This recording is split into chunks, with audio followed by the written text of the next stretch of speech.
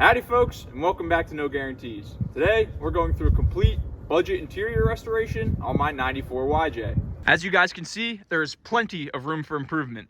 The seats are torn and stained, the carpet is torn and stained as well, and the dash pad is cracked, faded, and pieces are missing. And we're gonna remedy all of that today for less than $200. The first thing we've got to do is tear out the carpet because it's only 30 degrees outside and it needs plenty of time to dry.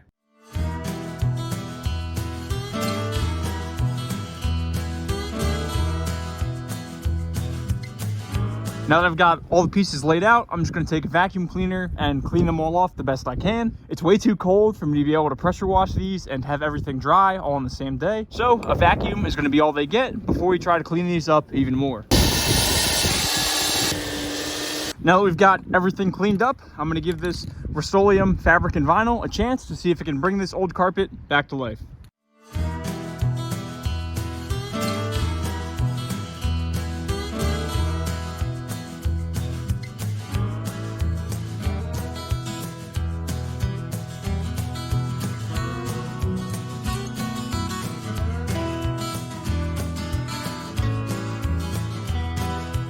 That's about 1 can worth of the paint, and as you can see, it's already made a pretty big difference. All of the blacks are darker, and it's really starting to fade out all of the rust stains and grease stains that are in these carpets. Now that we've got the first coat on the carpet drying, we can go back to the Jeep and pull the seats out. I find it's typically easier to pull the seat and bracket out as one, and then once everything's out of the Jeep, you can pull the brackets off the seat. Good morning. How you doing, man? Good, how about yourself? Good, thank you. Looking nice, man. You sold the other one? Yeah, I did. Good. So now I've just got this one. This is yours. It will be stay with you? Oh yeah. Yeah? Yeah, no, this one's not going anywhere. I've had this one for almost 10 years now. Wow. So yeah, I remember when it was there for a long time. Oh yeah, it was. Yeah. But no, now I drive it every day. So Nice. It's been great. Good. It's fun to drive this car in the snow, man. Oh yeah, it's a lot of fun. Oh yeah.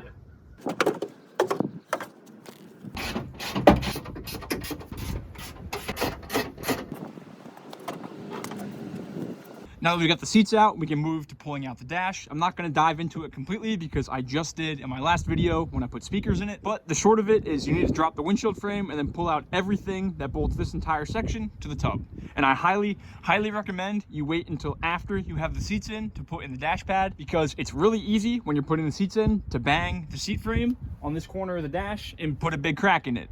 Ask me how I know.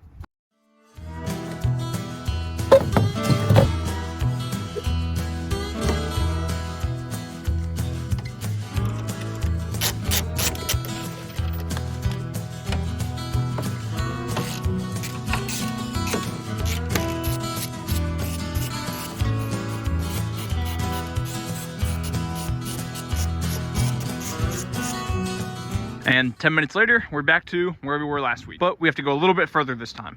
Both of the gauge clusters have to come out. This one has 4 bolts, 1, 2, 3, 4. And that one has 6 bolts, 4 across the bottom, 1 on either side. And while you're doing this, it's a perfect time to clean up your clusters. You can see the one in the Jeep versus this one down here, which I pulled out of another. The needle in mine is a lot more red and the plastics are a lot more clear. All I do is while I have the clusters out, I take a red Sharpie and run it up and down that needle a couple times, and then take some Meguiar's Plastex and use that to clean up the lenses. And it makes a ton of a difference. You can see, in my opinion, how well these red needles look compared to the original faded orange ones.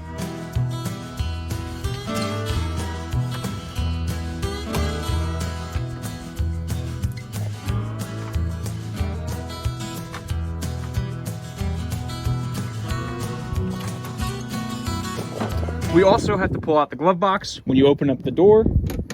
There are these 4 bolts down along the bottom, and there's also 2 on either side up behind the dash pad. There's no room in there for me to point with my finger, but it's those 2 bolts right in the center of your screen. There are those 2, and then 2 on the other side of the glove box as well. And then I also have to remove the wires from my OBD2 port, but most of you guys won't have to worry about that. Now we can pull off the dash pad. It's just got some screws in this lip and here on the sides and going across the whole thing.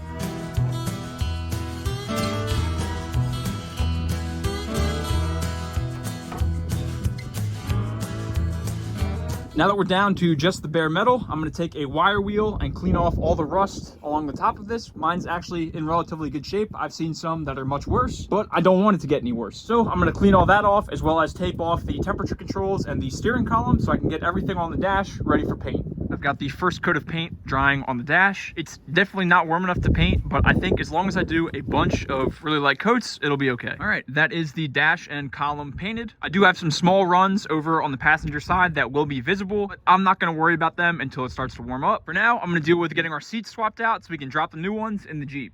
And here's what we're working with for seats. And you can probably tell that I'm pretty partial to this pattern. These are the new ones, and they're pretty much perfect. And the best part of all of it is I've already sold these two seats for $200, which is exactly what I paid for these front two. So sometimes all you have to do to save a little money on your project is some wheeling and dealing. And here is the back seat, which is the original one. It all cleaned up pretty well. One spot right here that's a little lighter than the rest for some reason, but outside of that, pretty much perfect. Those are the two nude side covers. The old ones were actually in better shape, so they're in the garage drying. But for now, I gotta clean up this mess so we actually have a floor left to bolt the seats to.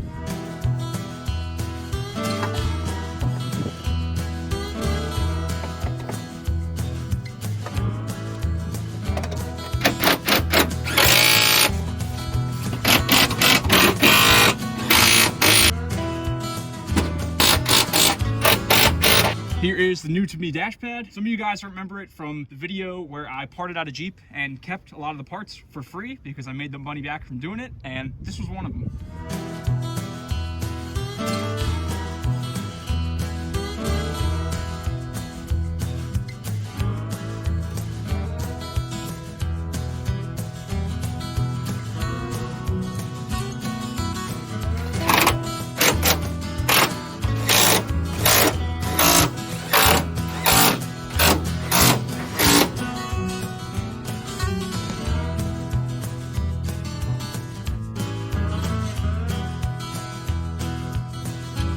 We are almost done, guys. The last thing I had to do was cover up that hole that I cut previously for the transfer case and transmission shifters. All I did was go to AutoZone and pick up this pretty giant roll of generic, super thin automotive carpeting. I think it's a 3 foot by 7 foot, and it was like $12. I took that carpet, cut it into a rectangle that I knew would cover the holes that I had cut for the shifters, kind of just eyeballed where the shifters were, cut the holes on the bigger side so they'd fit over everything, and I took this blue paint marker and marked exactly where the centers of everything is. And then I trimmed up the corners as well, just to make it look a little better.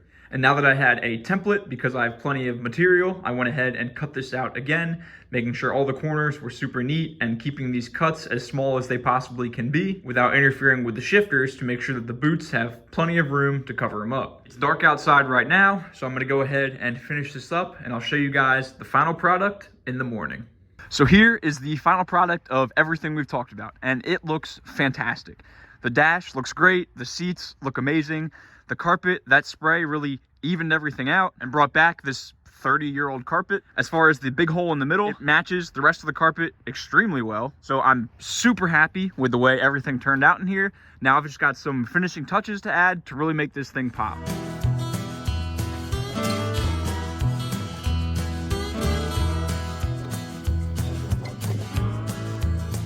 I realized I never really hit on the center console. This is the same one that I pulled out of here. All I did was paint the bottom of it gray instead of black.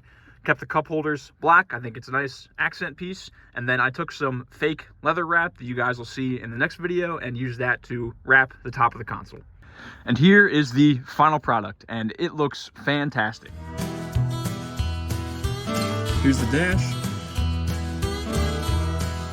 the seats, back seat from the passenger side. It's been the only job that I've ever done on this Jeep that's been fully cosmetic, and it's super rewarding. Now, let's talk about the elephant in the room, and that is the three things that I did not do. The first one being the door panel. And that's because in my next video, I'm completely going through some full doors top to bottom, including a full reseal and repaint, as well as preventing the common rust issue and cracking issues. And as a part of that video, I'm making some custom door panels as well. The next thing I skipped on was recovering the roll cage, and that's just because I've been looking far and wide to try to find a local set of fabrics in gray for a good price, and I just have not been able to do it. So as soon as I can find one, I'll be putting that on as well. And the last thing is the inside of the hardtop where the headliner would be. And that's just because as soon as the weather gets nicer and I can do more things outside, especially with painting, I plan to do a full and complete rebuild and reseal of the hardtop. So I hope this video wasn't a letdown, but I promise I have the rest of it coming soon. Well, that's going to be all for me today. If you guys can't tell, I'm super happy with the way all this turned out for less than a couple $100s. Thank you all so much for watching, and I'll see you guys next time where I rebuild the full doors.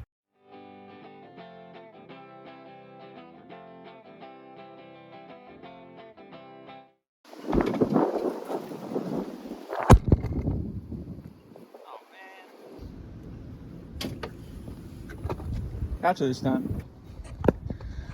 Oh look, the oil change I'm supposed to do.